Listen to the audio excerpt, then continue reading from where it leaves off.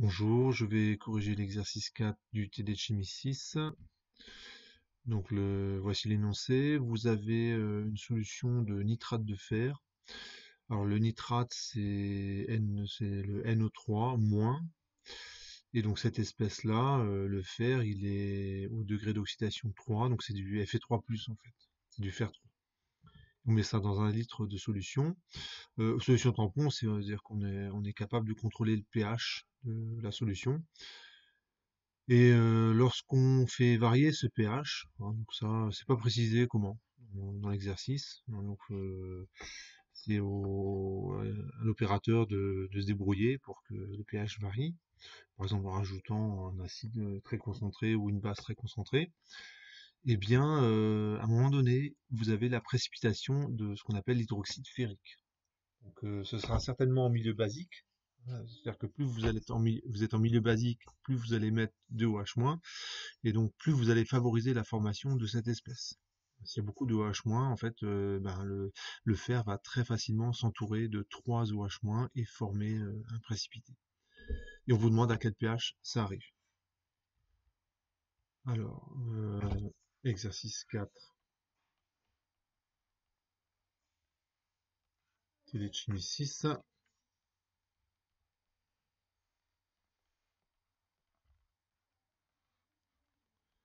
Donc on vous demande à quel pH précipite l'hydroxyde ferrique. Ce que je vais écrire, c'est la réaction de dissolution. Je vous répète, ça c'est du cours. Quand vous avez un précipité, on écrit la réaction de dissolution. On l'écrit dans ce sens-là. Si vous l'écrivez à l'envers, ça va pas parce que la constante d'équilibre, c'est plus ce qu'on appelle le produit de solubilité. Donc c'est juste une convention, hein. Mais voilà, il faut la respecter. C'est ce KS là. Sa valeur, on vous la donne dans l'énoncé.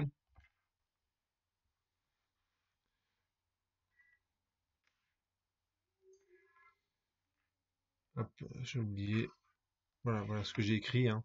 Donc j'ai écrit la réaction de dissolution du précipité, KS. La valeur de KS, c'est FeOH 3 fois, c'est 38. KS1, c'est 38. Donc c'est 10 puissance moins 38. Je fais un tableau d'avancement. Je travaille en mol. On a 1 litre de solution. Je néglige la dilution, état initial, état final. Et on vous demande à quel pH ça précipite. Donc en fait, je vais me placer, alors je vais pas compléter l'état initial, je vais pas l'utiliser, je vais me placer directement lorsque le premier grain de précipité apparaît, en 0+. Vous voyez, c'est le premier grain de précipité qui apparaît. Premier grain de précipité qui apparaît lorsqu'on augmente le pH.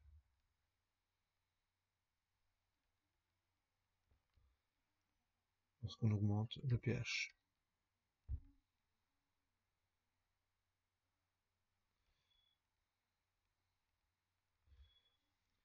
Comme il y a très peu de fer 3 qui est souvent précipité, et ben tout le fer est sous forme Fe3+, et c'est 10-2. Je vérifie quand même, c'est 10-2.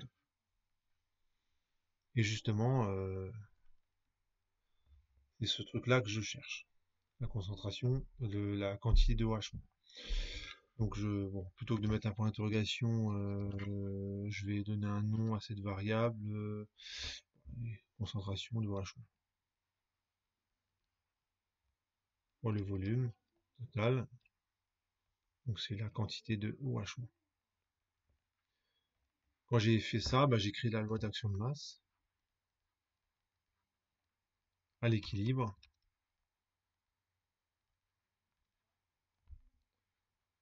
S1. Donc c'est la concentration de Fe3+, donc c'est 10-2 divisé par 1 litre, donc ça fait 10-2, fois la concentration de OH- au cube, donc ça fait concentration OH-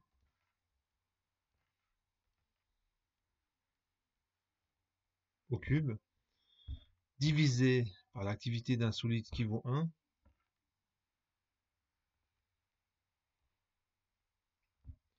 ça fait 10-2 OH- au cube. Et donc un petit calcul vous montre que OH-, donc c'est KS1 divisé par 10-2 exposant un tiers. Alors ça fait 10-38 divisé par 10-2, donc ça fait 10-36. Un tiers de ça, ça fait 10 puissance moins 12 mol par litre.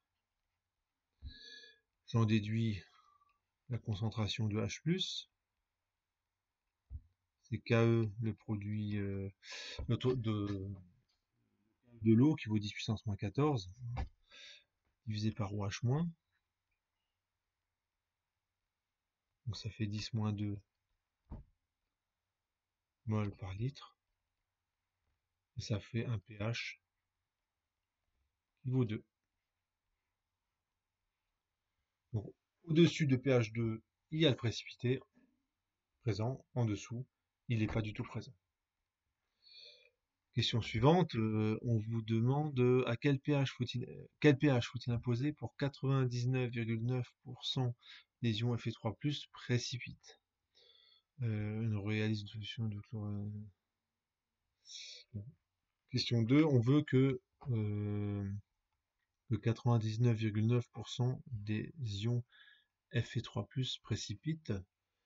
Alors, eh ben, on fait quasiment la même chose.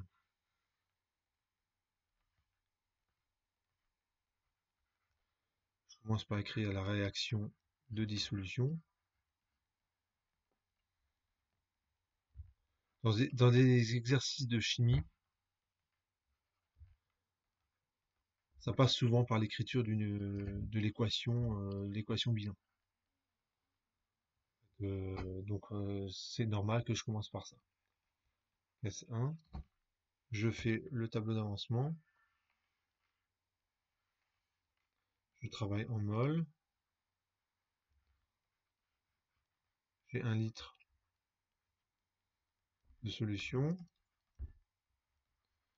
la finale, et cette fois-ci je veux que 99,9% des ions Fe3+ précipitent. Donc ça veut dire que cette fois-ci, là je mets plus 0+. Et comme tout à l'heure, je ne me sers pas de l'état initial. Donc je lui ai réservé une petite place, mais en fait je me rends compte au cours de mon raisonnement, ah bah en fait j'en ai pas besoin, bah c'est pas grave, je remplis pas les cases. Ici j'ai la quantité de OH-, c'est celle que je cherche justement. Fe3+, alors si 99,9% du fer est sous forme précipitée, il reste quoi? Il reste 1 millième en fait, de Fe3+. Donc si j'ai 10-5, il reste 1 millième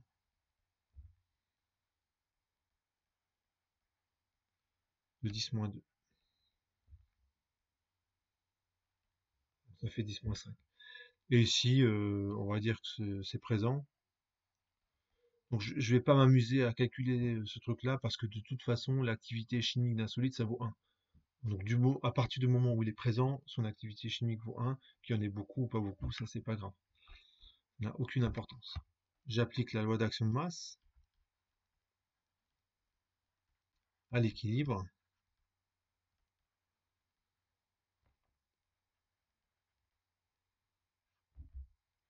KS1, ça vaut 10-5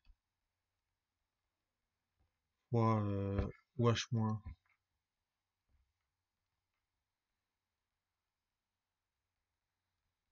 au cube divisé par l'activité chimique d'un solide qui vaut 1. Donc j'en déduis OH-, c'est 10 puissance moins 38 divisé par 10 puissance moins 5 exposant un tiers.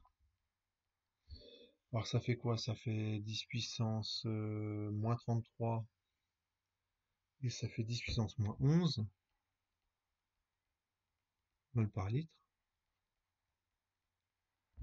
J'en déduis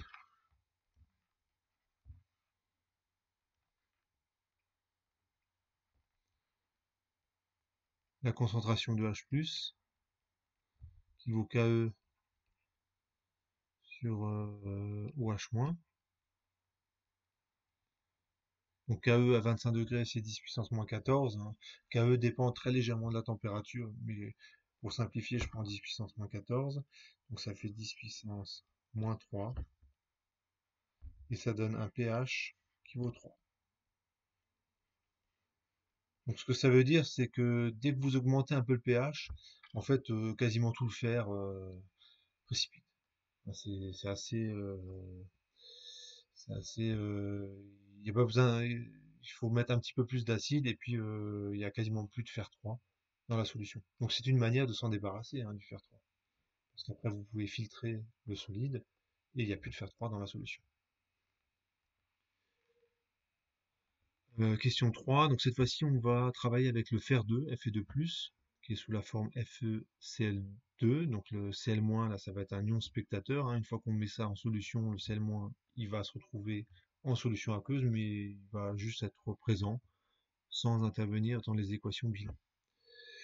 Et on vous demande le pH de précipitation de l'hydroxyde ferreux. Donc question 3, donc je vais écrire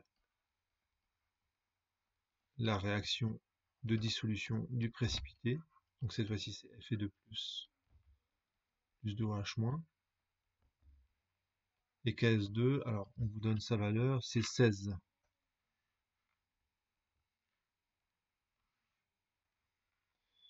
Donc c'est KS2, c'est 10 puissance moins 16. Je fais le tableau d'avancement en mol. Je travaille avec 1 litre. État initial, état final. Donc je fais un peu machinalement le tableau d'avancement. Je me rends compte que l'état initial, ben, je m'en sers pas. Bon, ben, du coup, je laisse les cases libres. Et je veux le pH de précipitation. Donc c'est le premier grain de précipité qui apparaît.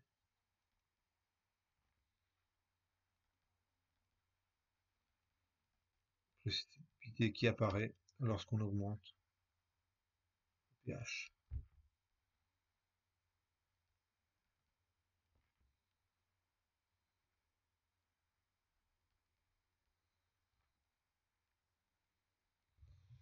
Alors OH-, bah, c'est justement ce que je cherche.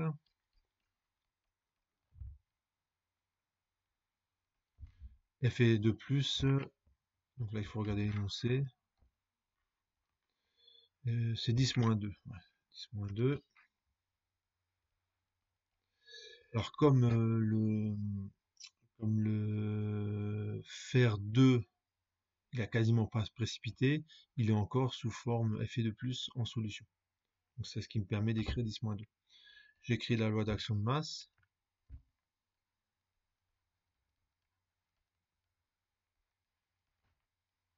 À l'équilibre. S2, ça vaut donc 10-2 divisé par 1 litre, donc ça fait 10-2, fois la concentration de OH- au carré, hein, le volume il se simplifie, divisé par 1, l'activité d'un solide. Donc j'en déduis OH- ça vaut 10 puissance moins 16 sur 10 puissance moins 2 exposant à demi, et ça fait 10 puissance moins 14, ça fait 10 puissance moins 7 mol par litre. J'en déduis la concentration de H+, c'est KE sur OH-, ça fait 10 puissance moins 7 mol par litre. Et j'en déduis qu'on a un pH de précipitation qui vaut 7. Et enfin, la question 4, on vous demande est-ce que c'était prévisible cet ordre de précipitation? Donc, je fais un petit résumé. pH2 Fe OH 3 fois solide. Ici, c'est une échelle de pH. Fe 3+. Vous le résumer comme ça. Alors, ça veut pas dire que ce trait-là que je mets à pH2, ça veut dire qu'à partir de pH2, il y a le précipité. Et en dessous, il n'y est pas du tout présent. Et par contre, Fe3+, il en reste quand même un petit peu. On a montré qu'à pH3, il restait 1 millième du Fe3+ en solution. Mais il en reste un petit peu. Et pour l'autre, Fer2, c'est à pH7, j'ai FeOH 2 fois et Fe2+. Donc quand on a ce genre de résultat, c'est pas demandé, mais vous remarquez que là on vous donne un moyen de vous débarrasser du fer 3 dans une solution. Il suffit de vous placer un pH qui est entre 2 et 7. Il n'y a que le FeOH 3 fois qui a précipité, pas le FeOH 2 fois. Et du coup, en filtrant, bah, vous arrivez à vous débarrasser du fer 3 et vous avez plus que du fer 2 dans la solution. Donc ça peut être utile quand on fait des manips, de savoir qu'on peut, comme ça, sélectivement, filtrer, se débarrasser du fer 3 et pas du fer 2. Et dans la question 4, on vous demande est-ce que c'était prévisible? Alors ici, on a un KS1 qui est tout petit. On a une espèce qui est très peu soluble. Donc ça veut dire qu'il suffit de mettre un petit peu de OH- et tout de suite ça précipite. Pourquoi? Parce que la valeur de KS est vraiment toute petite. Alors que pour KS2, la valeur est beaucoup plus grande. Certes, elle est très petite, mais elle est quand même beaucoup plus grande que 10-38. Donc on n'est pas étonné qu'on ait une espèce qui est un petit peu plus soluble, pas très soluble, mais un petit peu plus soluble. Et donc il faut mettre plus de OH- pour qu'apparaisse le précipité, tout simplement. Donc on peut l'écrire comme ça, hein, l'espèce FeOH 2 fois est bien plus soluble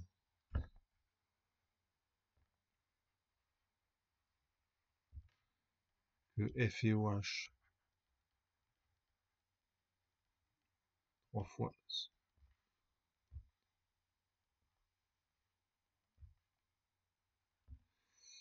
Euh, donc c'était prévisible,